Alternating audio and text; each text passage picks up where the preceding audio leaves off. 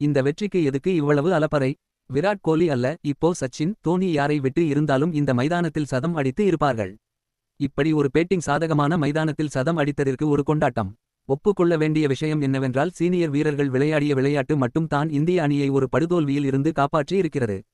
ரோஹித் 57 ரன்கள், ராகுல் 60 ரன்கள், ரவீந்திர ஜடேஜா 32 ரன்கள் என்று விளையாடினார்கள். ரோஹித் மற்றும் ராகுல் பார்ட்னர்ஷிப் கொடுக்கவில்லை என்றால் விராட் மீது அழுத்தம் ஏற்பட்டு ஒரு தவறான ஷாட் ஆடி அவுட் ஆகி இருப்பார். இவர் ஒத்துழைப்பு தான் இந்திய அணி 349 ரன்கள்.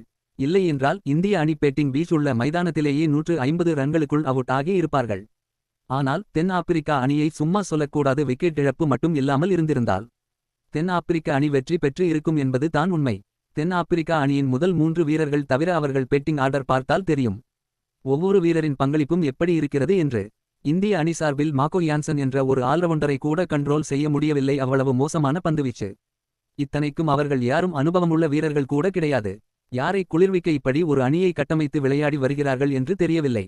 எனக்கு இந்த வெற்றியை கொண்டாடுவதில் எந்த நியாயமும் இருப்பதாக தெரியவில்லை. இந்த போட்டியை பொறுத்தவரை ரசிகர்கள் மனதை கைப்பற்றியது தென் ஆப்பிரிக்கா அணிதான். இந்திய தென் ஆப்பிரிக்கா அணிகள் விளையாடிய முதல் ஒருநாள் போட்டி பற்றி உங்கள் கருத்தை பதிவு செய்யுங்கள். நன்றி.